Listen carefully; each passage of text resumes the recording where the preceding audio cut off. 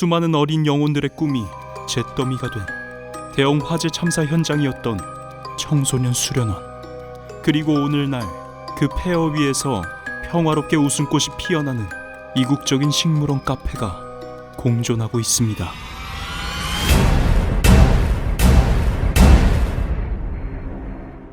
기록보관소 X.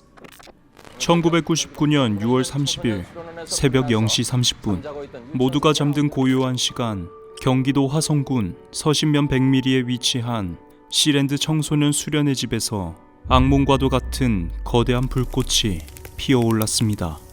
이곳은 전국 각지에서 모인 500명이 넘는 아이들의 웃음소리로 가득해야 할 곳이었습니다. 그러나 단 하룻밤 만에 아이들의 즐거운 추억은 잿더미가 되었고 환호성은 처절한 비명으로 변하고 말았습니다. 시랜드 청소년 수련원은 얼핏 보기에는 평범한 건물처럼 보였지만 그 실상은 충격적이었습니다. 52개의 컨테이너 박스를 위태롭게 2에서 3층 높이로 쌓아 올리고 그 내부를 불에 취약한 샌드위치 패널로 급조해 마감한 임시 구조물이나 다름없었습니다. 샌드위치 패널은 공사 기간을 단축하고 비용을 절감하는 데는 유리했지만 화재에 한번 노출되면 걷잡을 수 없이 불길을 키우고 치명적인 유독가스를 뿜어내는 흉기와 같았습니다. 더욱이 이 건물은 소방시설 기준조차 제대로 갖추지 못했습니다. 화재 경보기는 작동을 멈췄고 소화기도 텅텅 비어 있어 초동 진압을 불가능하게 만들었죠. 그날 밤 시랜드 청소년 수련원에는 송파구 문정동 소망유치원 원생 42명, 군포 예그린 유치원 원생 65명, 서울 공릉미술학원 원생 132명, 부천 열린 유치원 원생 99명과 인솔교사 6명, 부천시 심곡동 이월드 영어학원 원생 74명, 화성 마도 초등학교 어린이 454명과 인솔교사 47명, 서울 노원구 상계동 아트 1:1 미술학원 원생 54명과 인솔교사 3명, 서울 노원구 상계동 예화미술학원 21명과 인솔교사 2명, 서울 강서구 화곡동 그림미술학원생 43명 등 전국 각지에서 모인 수많은 아이들과 인솔교사들이 묻고 있었습니다. 이 중 사망자가 발생한 C동에는 유치원생들과 인솔교사들이 머물고 있었습니다. 비극은 C동에서 시작되었습니다. 화재로 인해 유치원생 19명, 인솔교사 1명, 레크레이션 강사 3명 등 총 23명이 목숨을 잃었습니다.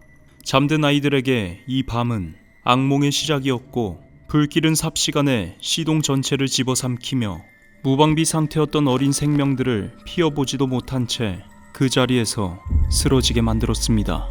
이 비극은 결코 단순한 사고가 아니었습니다. 무면허 건축업자가 불법으로 건물을 증축했고 당국 허가 면적보다 훨씬 많은 인원을 수용했습니다. 심지어 사고 당일에는 청소년 수련원 담당 공무원이 출장 중이라는 핑계로 비상 연락망까지 단절되어 있었죠. 불법과 무책임, 부패가 겹겹이 쌓여 만든 전형적인 인재였습니다. 당시 수련원 원장은 불법 건축물 운영은 물론 청소년 수련 활동 허가를 받기 위해 화성군 공무원들에게 뇌물을 건네고 접대까지 한 사실이 드러나며 국민적 공분을 샀습니다. 당시 지자체의 공무원들이 해당 건축물이 불법인 것을 알면서도 묵인했고 심지어는 유치원 관계자들이 아이들이 위험한 것 아니냐는 질문에 철저한 안전시설을 갖췄다며 안심시켰다는 증언까지 나오며 우리 사회의 뿌리 깊은 부패와 무책임을 적나라하게 드러냈습니다. 또한 소망유치원 인솔교사 대부분이 화재 당시 어디에 있었는지 불명인 점도 컸습니다. 교사들은 아이들의 곁을 지켜야 하지만 화재 당시 근처에 아무도 없었다는 것은 사고의 책임에 자유로울 수 없을 것입니다. 게다가 많은 희생자가 발생한 가장 큰 원인 중 하나는 열악한 통신 환경 때문이었습니다. 1999년 당시에는 휴대전화 보급 초기 단계였기 때문에 도시를 벗어나면 통화가 불가능한 음영지역이 많았습니다. 즉, 무선통신기지국이 충분히 설치되지 않아 신고 자체가 지연될 수밖에 없었던 것이죠.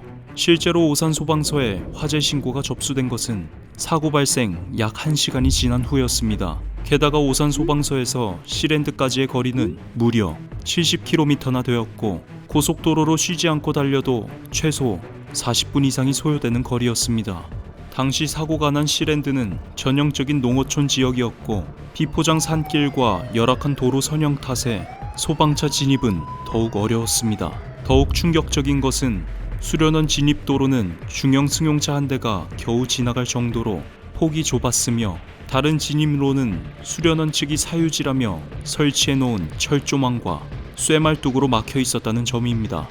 이 모든 악조건들이 겹치면서 소방차가 화재 현장에 도착하기까지는 불길이 치솟고 이미 늦은 40분 이상의 시간이 걸리고 말았습니다. 현장에는 소방 인력 553명과 소방차 67대 이상이 동원되었지만 도착 후 3분 만에 물이 동이 났고 치솟는 유독가스와 화염 그리고 붕괴 위험 속에서 화재 진압과 인명 구조는 극한의 어려움을 겪었습니다. 결국 피워보지도 못한 19명의 어린이와 4명의 어른, 총 23명의 소중한 생명이 차가운 죽음을 맞이했습니다. 시랜드 참사는 대한민국 사회에 엄청난 충격을 던져주었습니다.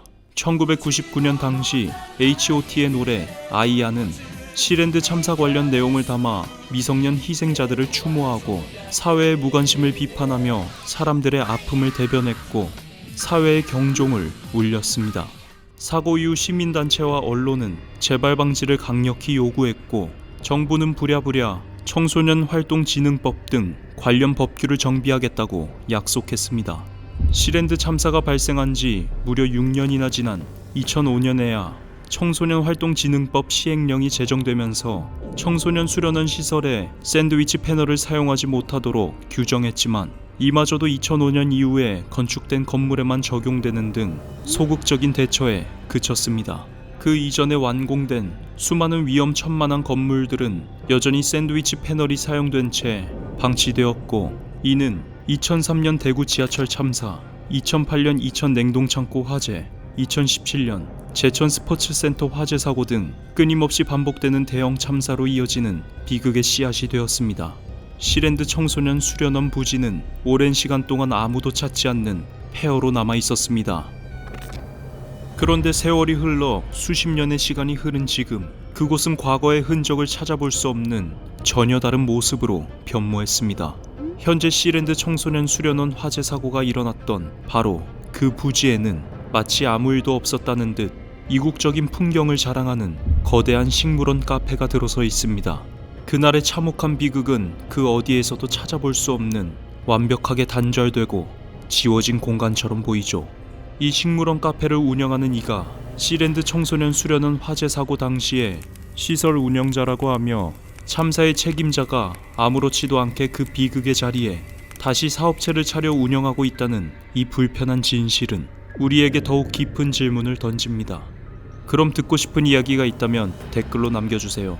앞으로도 수많은 미스터리 기록보관소 X에서 전해드리겠습니다.